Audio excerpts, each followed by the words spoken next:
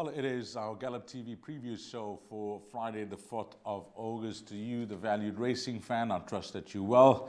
And looking forward now to the new season. Of course, everything is over for 2022-2023. All our champions will be crowned in the respective provinces. And of course, the Equus Awards will take place later this month. Well, Gqeberha have had a wonderful season. And we'd firstly like to thank our analysts for helping us throughout the season down there. And with much success, I must add, very popular now on Gallop TV is our very own Grant Paddock. Firstly, Grant, just having a look back on the season, you guys had a wonderful season out there on the poly and the turf. And congratulations to all the champions down in Gqeberha. Yeah, 100%. Very, very good season. Very well done to Gavin Smith Racing Stables for winning the championship, and obviously Richard Fourie, the jockey side of things. Been a good season. A little bit upside down, not enough grass racing, that's for sure. But it is what it is. One thing, we needed the rain, and we can do nothing about the weather. So we're happy just to be racing, and it really was a very, very good season. It was competitive right to the end. New yards coming through with decent seasons as well. So yeah, all good down in the Eastern Cape. Yeah, and thank you for your help throughout the year, and we look forward for another partnership for 2023-2024. And Grant, as I mentioned, very popular on the show. Grant, before we touch on the race meeting, we've just been chatting off air, and you guys have had a lot of rain there, so they've moved the meeting now. The goalposts have changed from turf to poly. Yeah, definitely, Dees. We had a very wet weekend last weekend. A good week, I must say, but the water table's just too high. They've had to move it to poly. But the goalposts have moved, but it's I think it's still a competitive card. A lot of these horses have been racing most of the time on poly. It's just that the Cape Town horses have now come out. It makes it a little bit more difficult. First race meeting in Fairview will be on the poly track. Race number 1, 12:30, 1,200 meters is at the start of the bar pot. This is how they're betting, Grant. Of course, Hollywoodbets, race number 1, horse number 1, 17-10, number 2 at 2-1, 3 and 4 are both trading at 8-1, 7 at 6-1, and 8 at 5-1. I'm giving you this betting as a guide. There will be adjustment in some races to come where there are scratchings. All of the snake runners have been scratched, but he's got none here. What you make of race number 1 in the bar pot, Grant? Dees, I really like the one horse here. I think it's a boat race between the two new horses that have arrived in Port Elizabeth, Pembroke and Give Me a Diamond. Gavin Smith likes to bring these horses from Johannesburg out, first time out, and slap a set of blinkers on them and let them get to the front and stay there. But he's going to have some work to do to get hold of this horse. Pembroke is really putting up some very, very good work at home. He's a blinker strike. He's a really different horse with the blinkers on. And I'm going to take Pembroke to beat Give Me a Diamond. And then down the bottom, the Charioteer and Valerian Sword to fill up the minor places. But the 1 and 2 will definitely get you through the bipod. Yeah, I wanted to speak briefly about number 8, the Charioteer, because he looked to be so lost for most of the way, and he found his feet very late in the race. Yeah, 100%. And I do know they do rate this horse. Obviously, he's been gelded now, and he's coming off a 112-day break, and they brought him back in trip. Definitely going to be looking for further, there's no doubt. Sharon likes to take her time with the babies. So you'll probably see him doing his best work late, but I do know they rate him, and he's a horse to look forward to when he gets over a 1,600. So keep an eye on horse number 8 if you want to beat numbers 1 and 2 there, but Grant thinks 1 and 2 good enough for the bar pot. The place accumulator, Grant, will begin at 1 o'clock sharp over 1,400 meters. And I'm just looking at this betting. Number 1, Tilio at even money, 2 at 9-2, and then 13 at 9-2.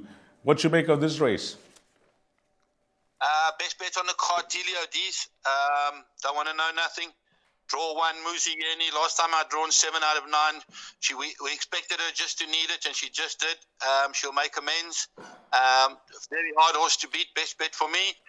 Place accumulator, banker. Main dangers being number 13. There's no doubt. That's Elusive Marta. She's a young horse. She can only improve 6 lengths off Golden Pacific last time out. Not a bad run at all. And then the 2 tried horses, Fiery Clips and Aphrodite to fill up. But very, very strong on Tilio. Well, that is what we like to hear on the show when Grant Paddock gives it the thumbs up with a lot of confidence. Number 1, Telio, race number 2, a banker, and could be the start of your all to comes over this 1400 meters. I like his thinking with number 13, Elusive Martyr, and that was a good second start, even though well beaten by that horse called Golden Pacific, but nevertheless a good run. So 1, Telio, confidence from Grant Paddock in race number 2. We start off the pick 6 in race number 3, 1330 over 1400 meters. And Grant, I mean, there's no even use to read out the betting here because they are betting 11-2 the field. But I'll tell you which horse is on top at 11-2. It's number 2, Wild Sox at 11-2. And then 6-1 and better the balance. How many horses, firstly, in a bet like the PA and the bipod? I think the pick 6, it looks to be a field race. But if I want to narrow it down for the bipod and the PA, these 5 horses in place accumulators. I think I went 5 horses in the bipod as well. You've got to take into consideration this 1400 has now become a 1300.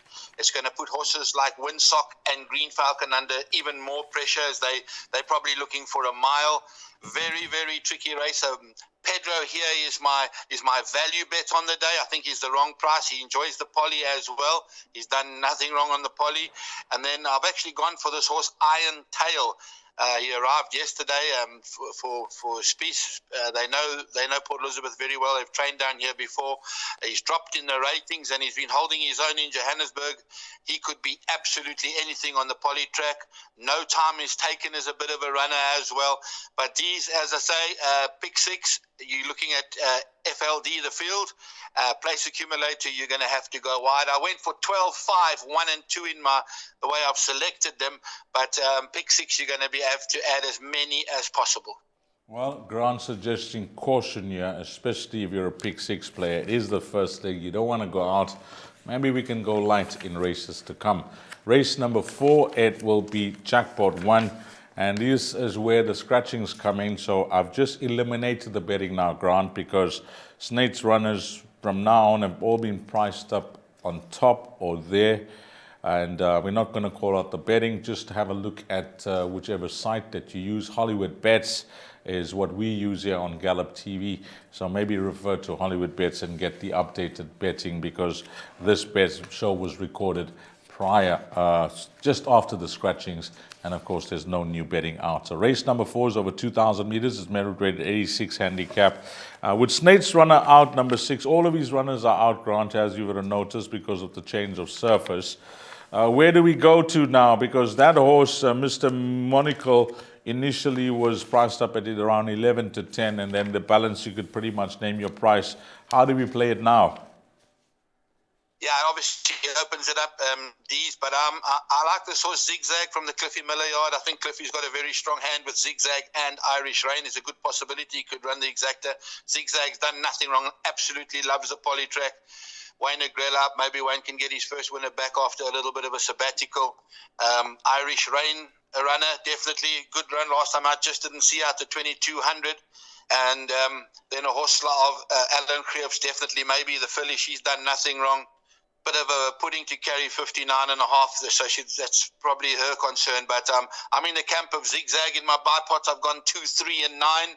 Not really a punting race. The pick 6, you probably get away with maybe adding one extra in you know who, but I'm not sure if he's going to get to 2,000. But I like Zigzag as these. Zigzag going to be your top choice. I just want a short comment on this horse number 5, Waiting for Summer, because we know what happened last time out. Ignoring that run, can we throw this horse into the pick 6? I don't think you need him, D's. He's way better on grass. I wouldn't be surprised if they take him out. His poly runs have not been good at all. Wait for the grass for this man. I don't think you need him on Friday.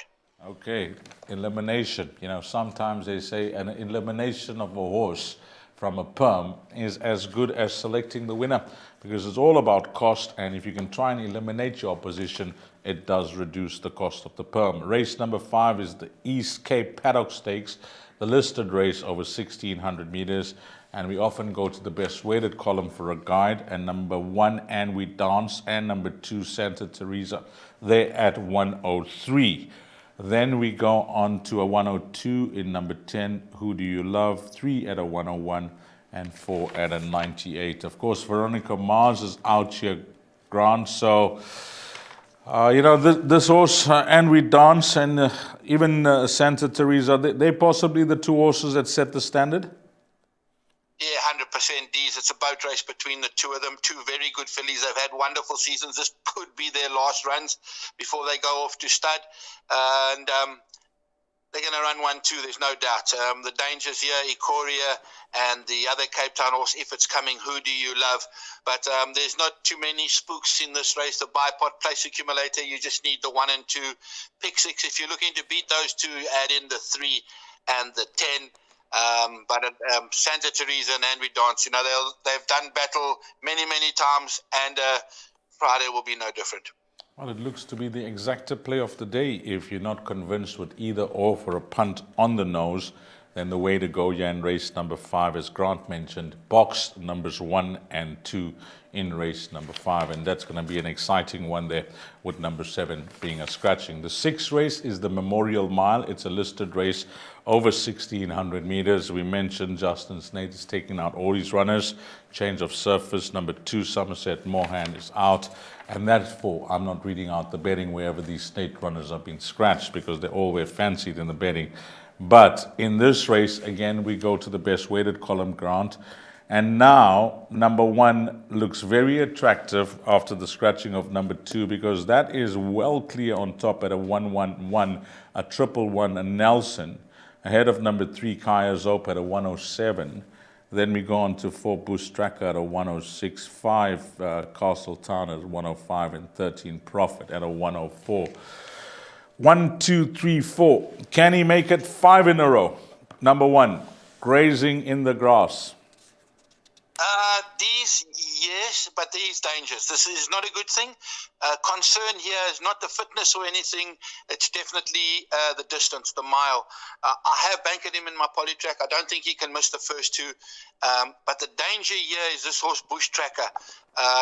He ran a very good race last time out in a distance short of his best. He absolutely loves the mile.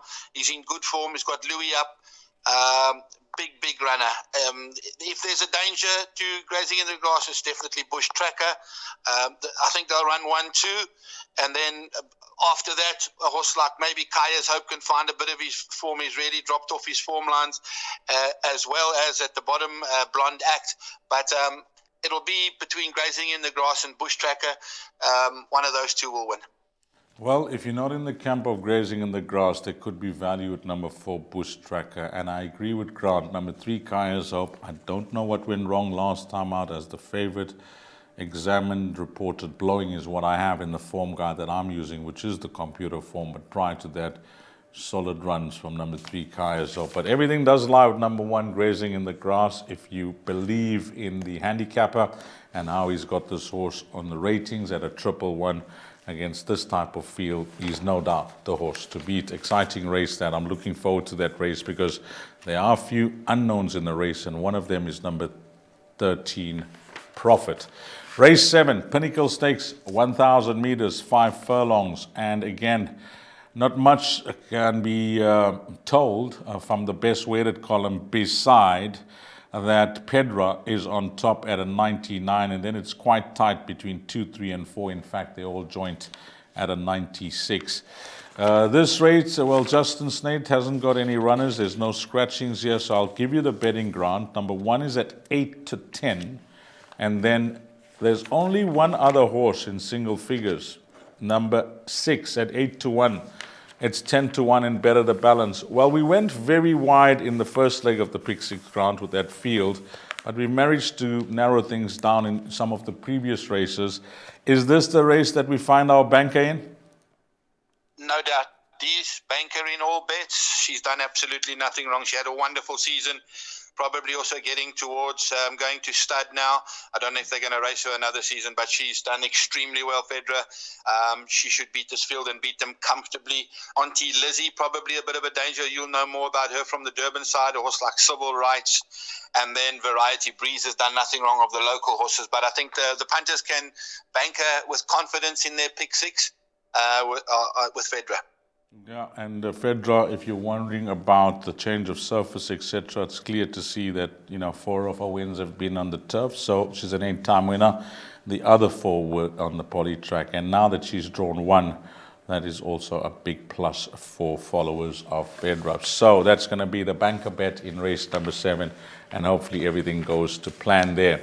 Then we close off in the 8th race. Well, we've gone light in a few of the races. The scratchings here, by the way, are numbers 10 and 12 at the time of recording. So what will happen is we'll see if number 19 gets in at this stage, not declared as yet.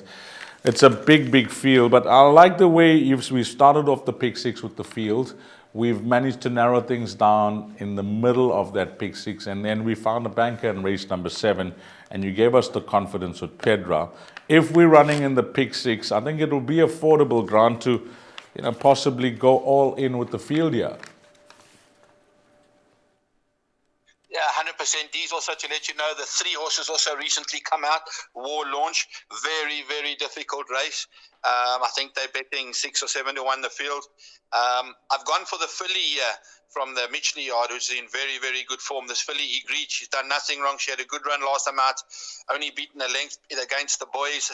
She's drawn 1, Yenny up, working extremely well, I must say, at home. Loves the poly, very good on the poly too. So I'm going to take Egreet to win it. Another horse that's got to come in here is this horse number 9, Explicit Content from the Tara Lang yard. And then the 4 horse and the 14 horses also. There was a bit of talk at the track for the 4 horse Great Melody, but he seems to do his better work over a 5 furlong. And then the 14, that will get in. It just needs to get a jockey. Joyous Jubilee comes out of a very decent run behind Passion Tuwali last time out.